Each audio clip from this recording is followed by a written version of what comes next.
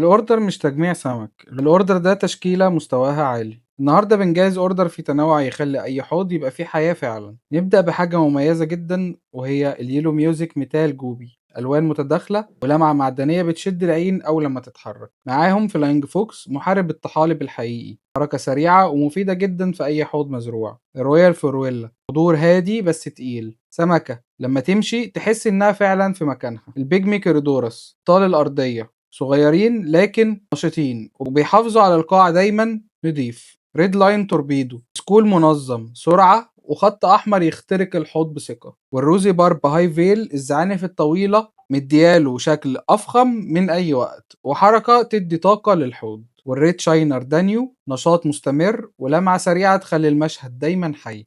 نيجي بقى للأنجل سوبر بلاك، فخامة اللون الكامل وحضور تقيل جدا. والبلغاري أنجل ألوان وتباين يدي شخصية مختلفة. مع البلاتينيوم جولدن فيس هاي فيل ده مستوى تاني خالص وزعانف طويلة ملكية فعلا. وأخيرا الكوكاتو أبوستوجراما شخصية قوية وألوان نار وسمكة قاع ليها كاريزما مختلفة. الأوردر ده معمول بعناية، تغذية مظبوطة وأقلمة صح عشان يوصل لبيته الجديد بأفضل حالة ممكنة. أنا يوسف وحيد، سلام.